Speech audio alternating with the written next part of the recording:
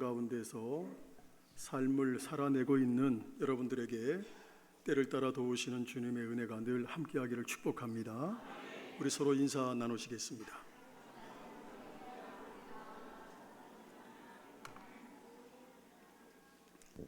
기도의 부, 말씀의 부, 섬김의 부, 선교의 부, 진천과 한국과 세계를 예수마을로 만들어가는 교회.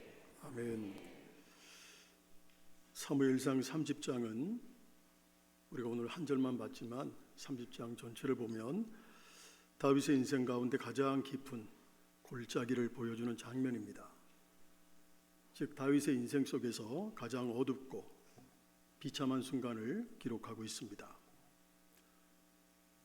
다윗은 사울왕의 끊임없는 추격을 피해서 블레셋 땅 가드로 피신을 하게 됩니다. 그는 블레셋 왕인 아기스에게 신임을 얻습니다. 그래서 시글락이라는 성읍을 받아서 거주를 하게 됩니다. 근데 다윗은 어떤 사람이었죠? 다윗은 장차 이스라엘 왕으로 기름 부음을 받은 사람이었습니다. 그럼에도 그는 두려움과 현실적인 압박 속에서 이방 땅에 머무르고 있었습니다. 사실 다윗은 이미 사울에게 쫓겨다니는 광야의 세월을 오랜 시간 견뎌왔습니다. 이제는 블레셋 땅 시글락에 머물면서 겨우겨우 생존을 도모하고 있었습니다. 그러나 이것은 믿음의 선택이라기보다는 인간적인 두려움에서 나온 영적 타협의 결과였습니다. 그 와중에 블레셋과 이스라엘이 전쟁을 하게 되죠. 다윗은 이스라엘 편에 선 것이 아니라 블레셋 편에 서서 출전을 하게 됩니다. 그러나 블레셋 방백들의 반대로 전쟁에 참여하지 못하고 시글락으로 다시 돌아오게 됩니다. 그때 굉장히 충격적인 일이 벌어집니다. 아말렉 사람들이 시글락을 습격을 해서 불을 지르고 여자들과 자녀들을 다 잡아갔습니다. 그들이 거하던 시글락은 아말렉 사람들에게 철저하게 파괴가 되었습니다. 다윗은 적에게 쫓기고 동족에게 오해를 받고 이제는 가족까지 잃어버린 처지가 되었습니다. 심지어 그의 부하들마저 다윗을 돌로 치자 이렇게 말하고 있습니다. 완전한 고립, 완전한 절망, 그 자리에서 오늘의 말씀이 시작이 됩니다. 이 장면은 단순한 전쟁이 아니라 하나님을 신뢰하지 않았을 때, 하나님을 의지하지 않았을 때 찾아오는 전인적 붕괴를 상징하고 있습니다. 그리고 바로 이 자리에서 다윗의 진정한 회복이 시작이 됩니다. 우리는 회복이라는 단어, 이 단어를 많이 사용하고 듣습니다. 경제 회복, 관계 회복, 건강 회복, 신앙 회복. 하지만 진짜 문제는 이것입니다. 무너진 상황보다 무너진 마음이 더 회복하기 어렵다는 겁니다. 오늘 본문에 등장하는 다윗은 인생의 밑바닥을 말 그대로 경험하고 있습니다. 하루아침에 모든 것을 다 잃어버립니다. 그리고 사람들에게 돌에 맞아 죽을 위기에 처합니다. 그러나 바로 그 자리에서 다윗의 인생의 결정적인 회복이 시작된다는 것입니다. 하나님은 다윗에게 괜찮다 이렇게 말하지 않습니다.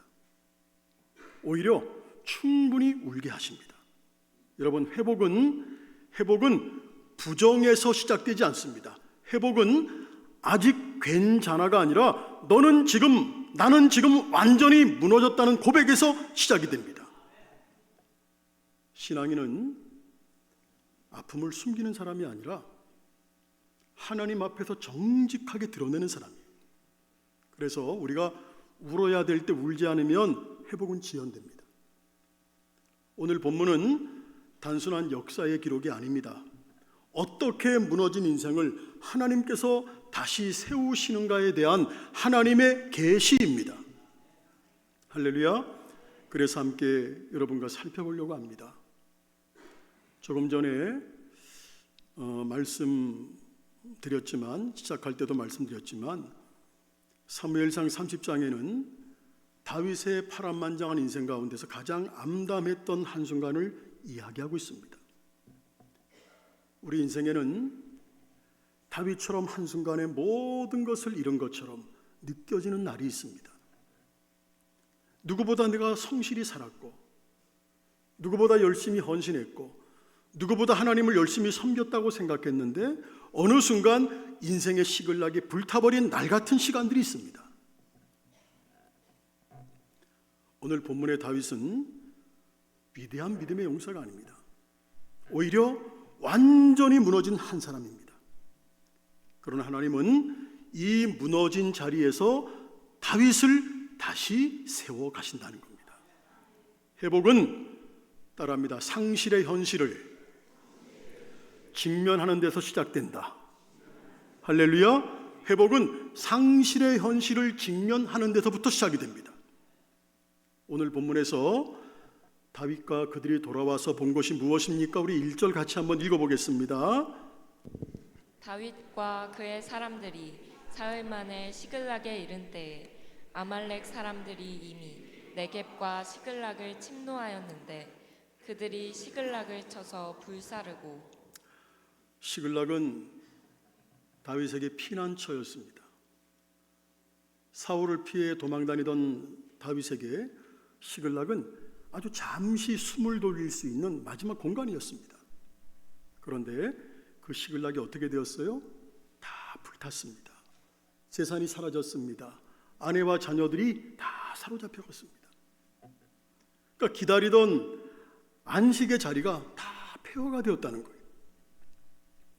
어떤 분이 사업에 실패한 후에 몇 달 만에 집으로 돌아왔는데 이미 집은 경매에 넘어가 있고 문 앞에 빨간 딱지가 붙어 있었다고 합니다. 그분이 이렇게 말을 했다 그래요. 갈 곳이 없다는 것이 아니라 돌아갈 곳이 없다는 것이 제일 힘들었습니다. 지금 다윗의 상황이 바로 그런 상황이에요. 다윗과 그의 부하들은 그 상황이 얼마나 비참했던지 잿더미 위에서 울 기력조차 없을 정도로 소리 높여 통곡하고 있습니다. 우리 4절 같이 읽겠습니다. 다윗과 그와 함께한 백성이 울 기력이 없도록 소리를 높여 아멘. 울었더라. 여기서 중요한 표현이 있습니다. 울 기력이 없도록. 이건 감정의 표현이 아니라 영혼의 탈진입니다. 이것은 회개의 눈물이 아니라 절망의 울음입니다. 기도도 안 나오고 말도 안 나오고 눈물조차 마를 정도의 그런 상태입니다. 어떤 성도가 큰 아픔을 겪고 난 후에, 큰 상실을 겪고 난 후에 하나님 앞에 무릎을 꿇었는데 아무 말도 안 나오더라는 거예요. 그냥 한참을 울면서 앉아 있었다고 합니다. 그러나 하나님은 그런 침묵의 기도도 들으신다는 사실을 믿을 수 있기를 소망합니다. 우리 6절을 다시 보겠습니다. 백성들이 자녀들 때문에 마음이 슬퍼서 다윗을 돌로 치자. 아멘. 거기까지만. 자, 여기서 굉장히 충격적인 장면이 나와요. 뭘까요? 다윗이 리더십, 관계, 신뢰를 동시에 상실하는 장면입니다. 다윗 인생 속에서 사람에게 기댈 수 있는 마지막 줄이 완전히 끊어지는 순간입니다. 함께 도망쳤던 사람들, 함께 싸웠던 사람들, 함께 울고 웃던 사람들, 함께 하나님을 찬양했던 사람들, 그들이 다윗을 죽이려고 합니다. 왜? 자기 자녀들로 말미암아 마음이 슬퍼서. 가만히 보면 사람들은요, 고통을 당하면 고통 중에 책임질 대상을 꼭 찾게 됩니다. 그리고 지도자는 항상 그 화살을 먼저 맞아요. 더 이상 손을 쓸 수 없는 진퇴양난이 되었어요. 다윗을 돌로 쳐 죽여야 된다, 이런 소리가 여기저기서 들려왔습니다. 이 상황을 그려본다면 다윗이 얼마나 고독할까, 얼마나 아플까, 얼마나 처절했을까. 쉽게 느껴볼 수가 있습니다. 그러면 우리가 생각해 봐야 돼요. 왜 다윗에게 이런 비극이 덮쳤을까? 물어봐야죠. 믿음이 좋은 사람들에게도 이런 끔찍한 일이 일어날까? 성도 여러분, 이 질문이 우리의 가슴에 와닿지 않습니까? 왜 하필 다윗에게 이런 일이? 하나님이 함께 하신다면서 왜? 본문은요, 겉으로 보기에는 단순한 그냥 전쟁 사건처럼 보여요. 그러나 그 배경을 살펴보면 우리는 중요한 이유를 발견할 수 있습니다. 하나님의 자녀들에게는 일어나는 일들이 있어요. 하나님의 자녀에게 일어나는 일은 그 어떤 것도 의미 없는 것이 없습니다. 인정해야 돼요. 그렇다면 잿더미 위에 올라앉은 다윗에게도 그럴 만한 이유가 분명히 있을 거예요. 어떤 이유일까? 다윗은 아직 20대입니다. 그는 어린 소년일 때에 이스라엘의 왕이 되리라는 약속을 하나님께로부터 받았어요.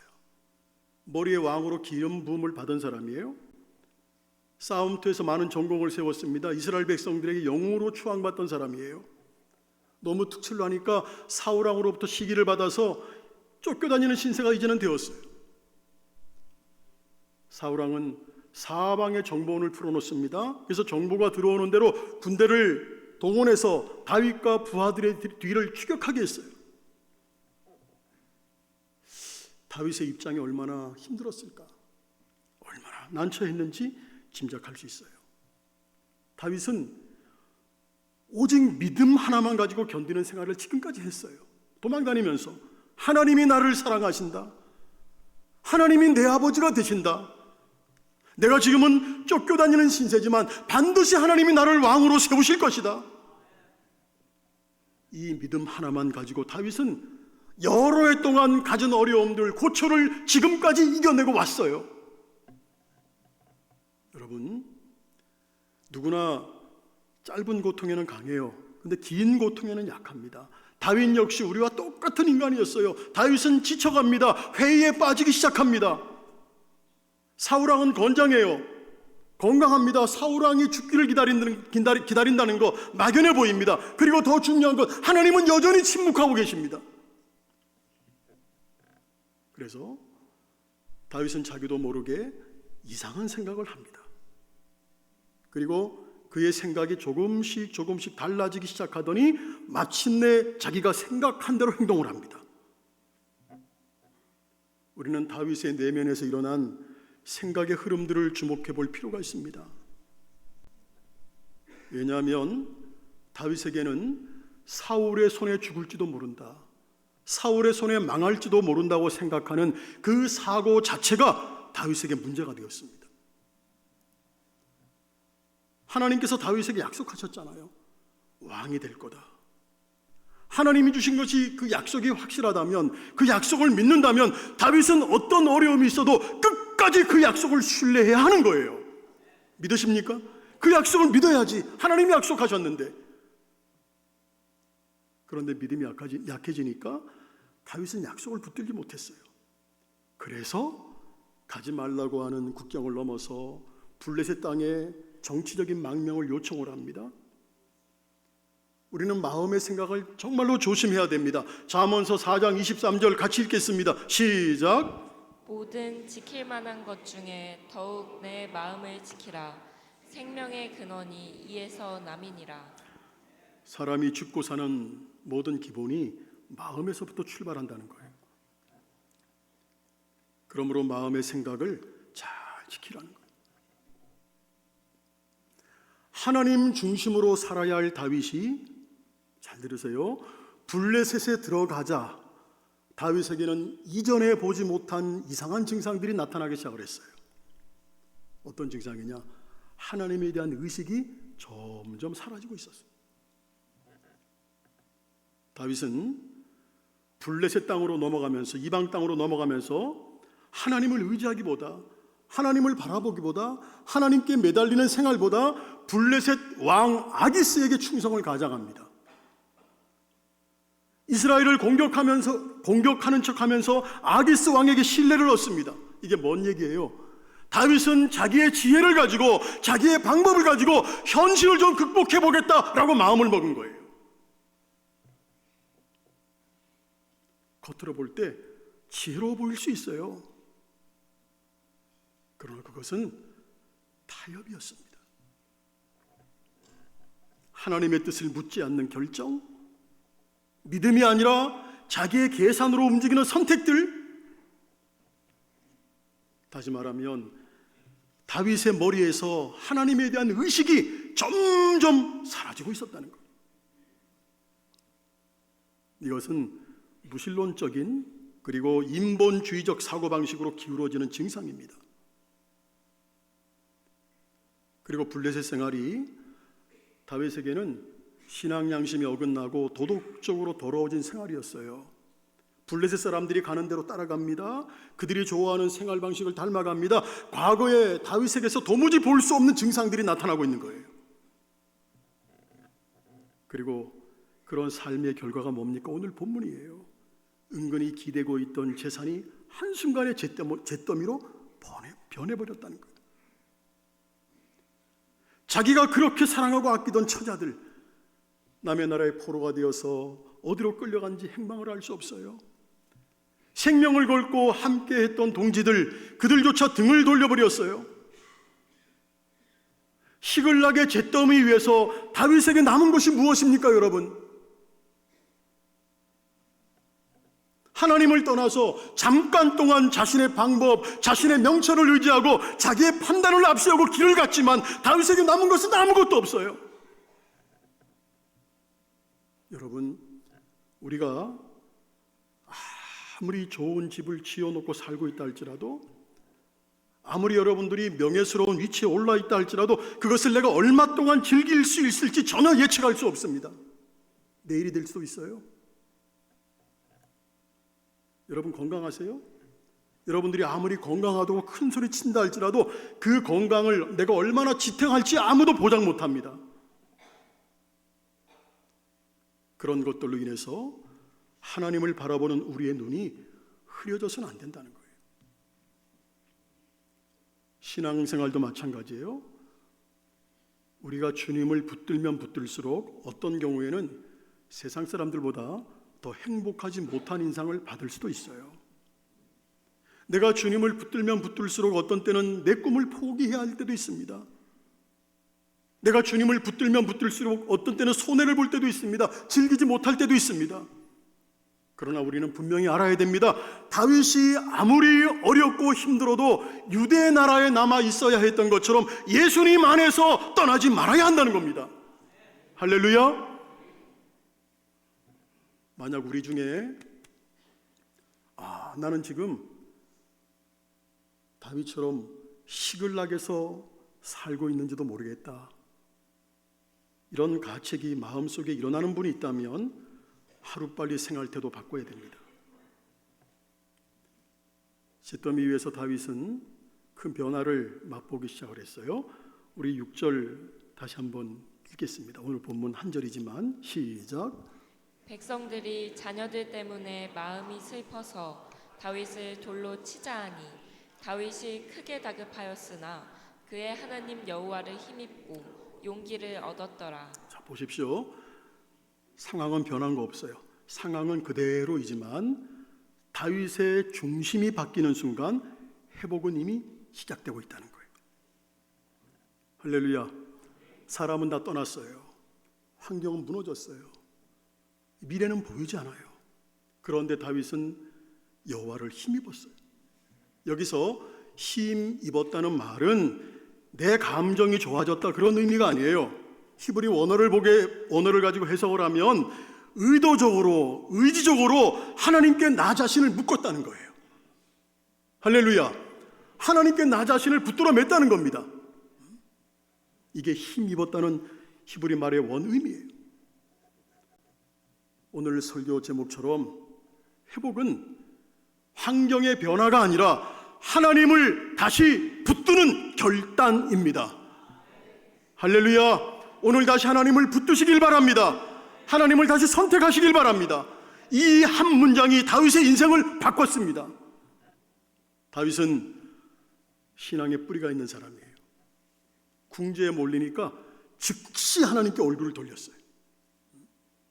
따라합니다. 예수 믿는 사람들은 급하면 하나님을 붙잡아야 한다. 믿으십니까?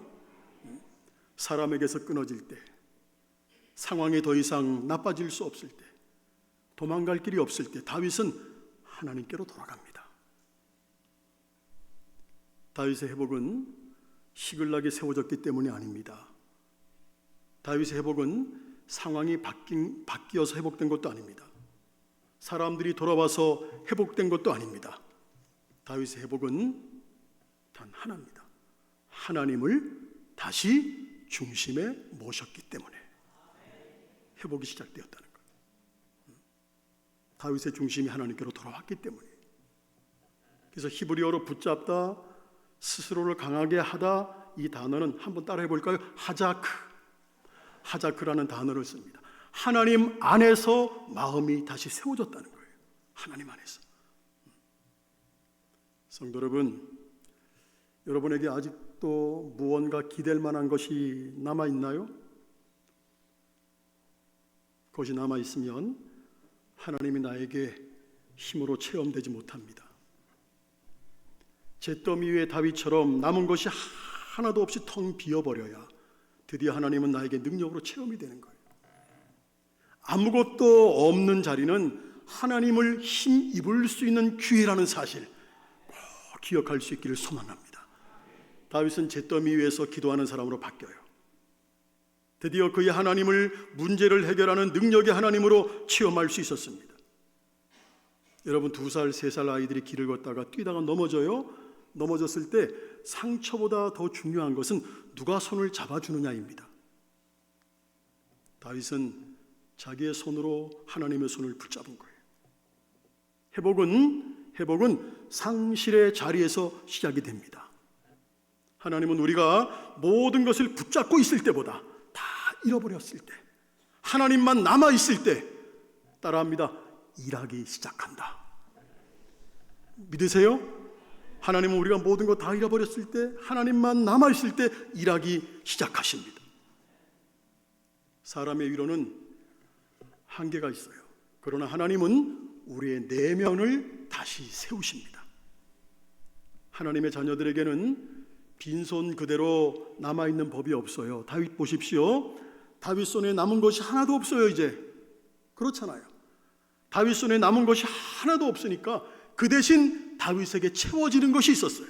그게 뭔가요? 하나님이 주시는 깨끗한 믿음이었어요. 새롭게 용솟음치는 용기였습니다. 그리고 마지막은 하나님의 응답이었습니다. 자, 우리 30장 8절 보겠습니다. 읽고 마치겠습니다.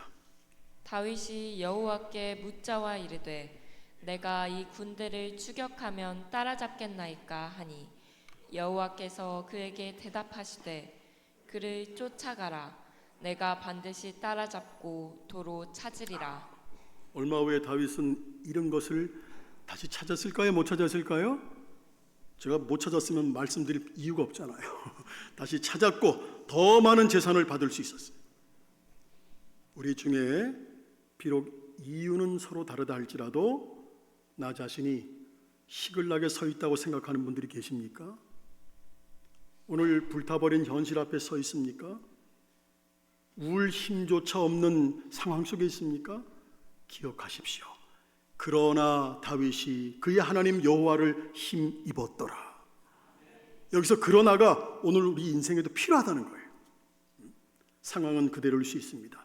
그러나 하나님을 붙드는 순간 회복은 이미 시작된 것입니다. 오늘 다윗처럼 잿더미 위에 서서 여호와를 힘입는 결단이 우리 모두에게 있기를 주님의 이름으로 축원합니다. 네, 기도하겠습니다.